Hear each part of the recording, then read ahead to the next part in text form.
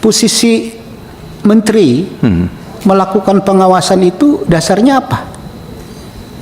Dasarnya adalah Undang-Undang Jabatan Notaris, Pak Pimpinan. Pertanyaan. Ya. Bapak baca betul undang-undang ini kan? Iya, baca. Udah paham? Kurang lebih paham, Pak. Undang-undang Jabatan Notaris, bukan organisasi notaris. Siapa? Jangan urusan jabatan masuk kepada wilayah organisasi, profesi. Ini yang salah. Coba Anda baca. Gitu loh. Apa kewenangan Anda masuk ke profesinya? Ini udah masuk ke profesi, kalau Anda teruskan sama saja. Coba Anda baca. Jabatan notaris. Yang dimaksud jabatan notaris adalah, Anda paham?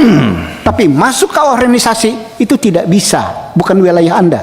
Kenapa? Karena peraturan pelaksanaannya belum ada. Jadi gini Pak, mohon maaf, mungkin ilmu hukum saya tidak setinggi Pak Pimpinan. Bukan saya lebih paham atau lebih tidak, karena ada secara hukum yang belum jelas, jangan kita jalankan sesuai dengan maunya kita.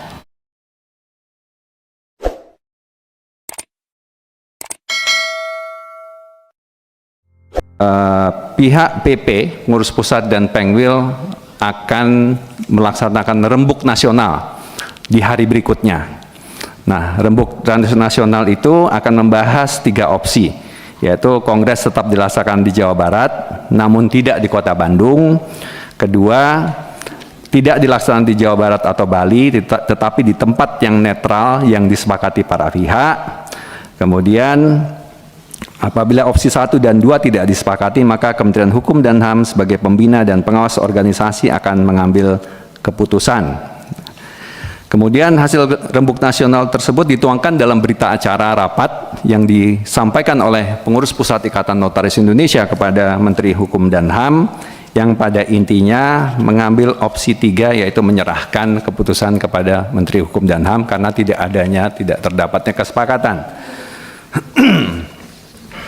Nah, atas dasar surat tersebut dipilihlah oleh Kementerian Hukum dan HAM tempat yang dianggap netral setelah konsultasi dengan... Oke. Bentar dulu nih.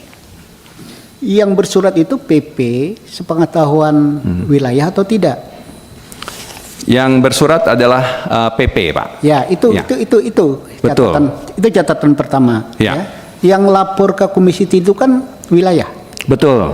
Nah, saya ingin mempertegas posisi menteri melakukan pengawasan itu dasarnya apa terhadap notaris ini? Ya. Dasarnya apa? Dasarnya adalah Undang-Undang Jabatan Notaris, Pak Pimpinan. Pertanyaan. Ya. Bapak baca betul undang-undang ini kan? Ya, baca. Udah paham?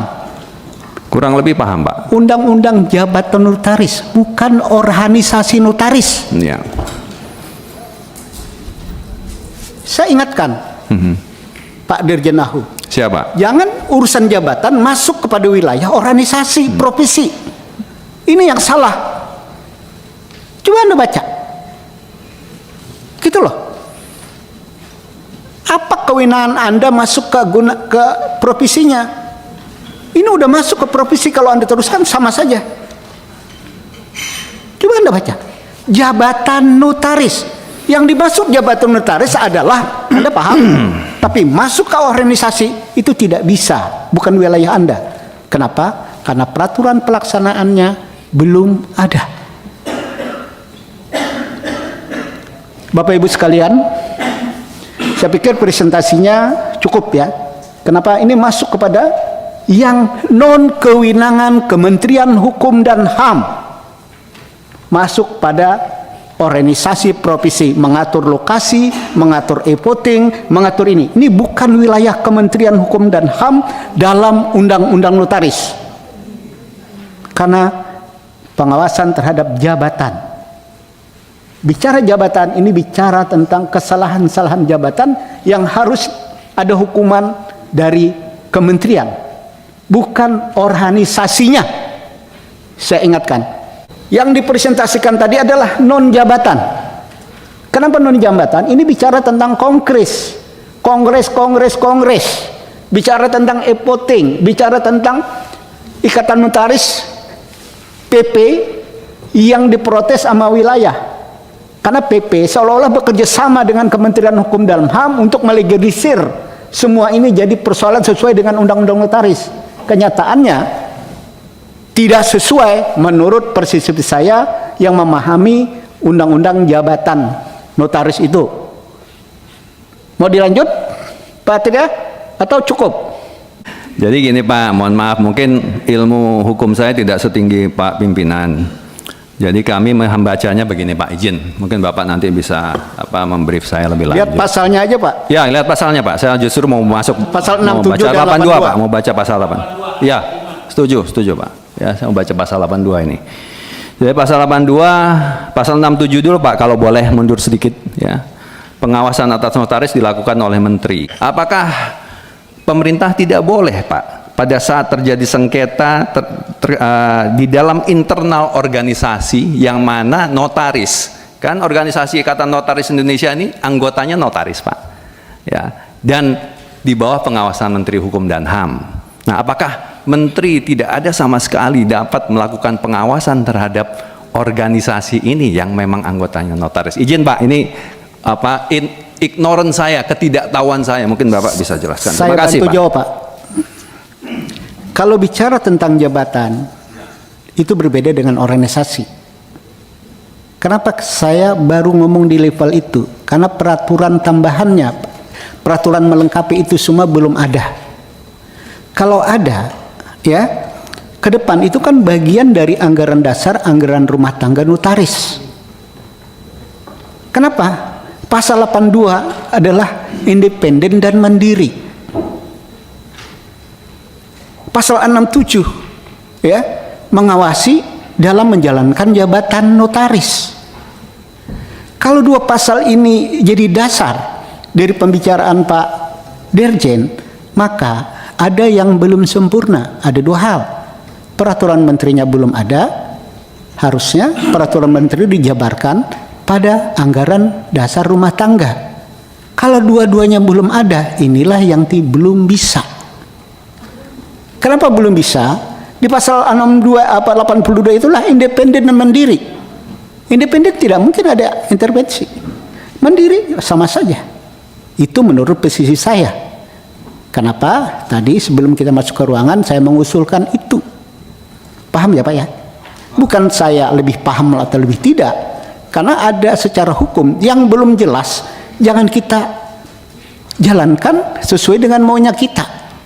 Itulah tidak ketemu antara pengurus pusat dan pengurus daerah. Kalau pengurus pusat dan pengurus daerah sesuai dengan kesepakatan yang sudah diselesaikan di kementerian, tidak datang ke komisi 3. Gitu loh Pak. Ya, tidak datang ke komisi 3. Nah, tujuan kami rapat dengan Pak Dirjen agar semua hal-hal yang ada masalahnya itu bisa kita saling bersama-sama untuk menyelesaikan daripada ribut-ribut. Mereka datang ke kita adalah bagaimana ini bisa diselesaikan bersama, jangan ada organisasi-organisasi tandingan. Niat baik ini kan harus kita sambut Komisi 3 untuk ikut menyelesaikan. Paham Pak ya? Itulah kesimpulan saya. Jadi bukan masalah ilmunya lebih tinggi. Bagi saya, hal-hal yang belum jelas aturannya, kita jalankan itu salah. Belum hukum, belum aturan, belum norma. Maka belum norma inilah yang harus kita selesaikan secara baik. Itu loh. Kalau sudah ada norma, kami tidak akan panggil Dirjen Ahok. Kami cukup menjawab bahwa sesuai dengan permen sekian, Anda sudah itu. Tapi karena semuanya belum lengkap, kami tanggapin. Inilah kenapa kami panggil Pak Dirjen ke sini. Jangan sampai institusi Kementerian Hukum dan HAM ya itu jadi tidak benar. Padahal tujuan kita bermitra, tujuan DPR melakukan pengawasan terhadap mitranya adalah bagaimana on the track Komisi 3 plus mitranya juga benar. Gitu loh Pak. Makanya kita menghindari gibah-gibah apalagi fitnah terhadap kementerian. Inilah tujuannya kami panggil Dirjen atau Kementerian Hukum dan HAM ke Komisi 3 hari ini.